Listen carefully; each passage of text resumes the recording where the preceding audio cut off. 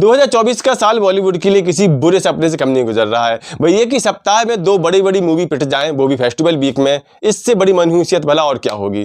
खाली थिएटर्स किसी पाप से कम नहीं होते हैं। लेकिन 2024 जैसा भी हो, 2025 के लिए बॉलीवुड के हाथ में एक परमाणु वेपन आ चुका है, जिसकी गूंज 1000 करोड़ नहीं 2000 करोड़ हो सकती है। जी हाँ, मैं बात कर रहा हूं वॉर 2 की, जिसकी यहां पर हाइप अभी से बनती दिख रही है, सोशल मीडिया पर ट्रेंडिंग कर रहा है।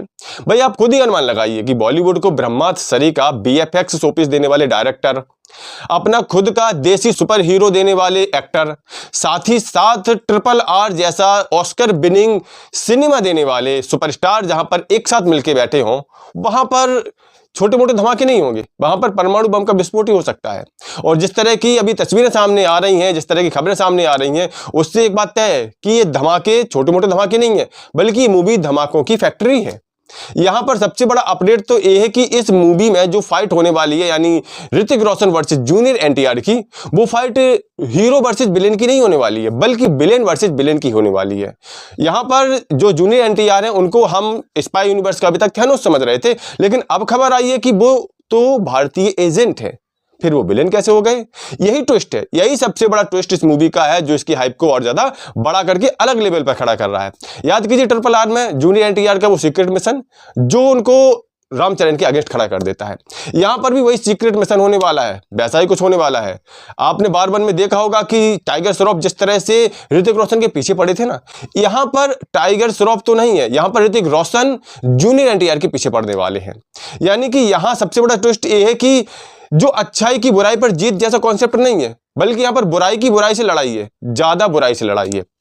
याद कीजिए टाइगर 3 का वो पोस्ट क्रेडिट सीन, जिसमें 3 सेकंड के ऋतिक के कैमियो ने पूरे 3 घंटे की टाइगर 3 की पूरी हाइप चुरा ली थी। वो एक सीन ही बताने के लिए यहां पर पर्याप्त है कि अगर जूनियर एनटीआर शेर है, तो इस मूवी में ऋतिक रोशन शिकार बन के उनके सामने आने वाले नहीं है, बल्कि शिकारी बन के आने वाले हैं।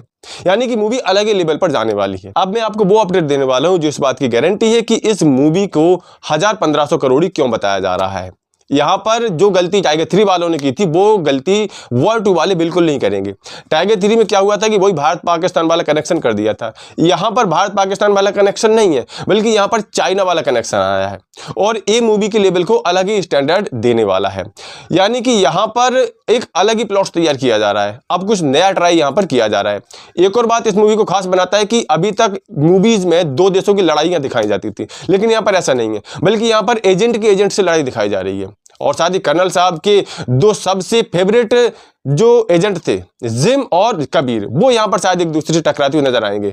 जी हाँ, आप सही समझे, जॉन अब्राहम एज जिम यहां पर आने वाले हैं। तब तो कहना ही क्या मूवी, यानी कि ऑडियंस की यहां पर मनमांगी मुराद पूरी होने वाली है। धूम फ्रेंचाइजी से ऑडियंस का जो सपना था John Abraham versus Hrithik Roshan का, वो इस मूवी में आकर के पूरा होने वाला है।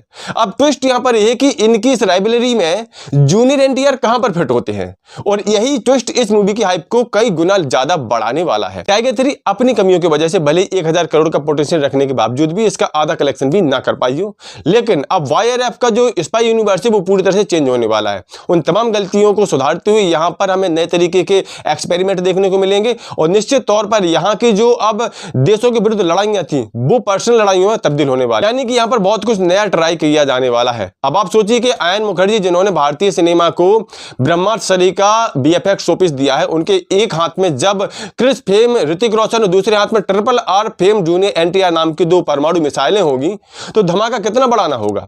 कुल मिलाकर के ये मूवी अपने आप में एक विलक्षण प्रयोग होने वाला है, और शायद ये मूवी इतनी बड़ी इस लेवल की मूवी होने वाली है जिस पर हॉलीवुड का लेवल भले ही न लगा हो, लेकिन बीएफएक्स से लेकर के स्टोरी मेकिंग, क्लाइमैक्स, एक्टिंग, सब कुछ इतना दमदार होने वाला है कि शायद इंडियन ऑडियंस इसके लिए तैयार ही नहीं है। तो कुल मिलाकर के वॉर 2 के बारे में आप लोगों का क्या कहना है?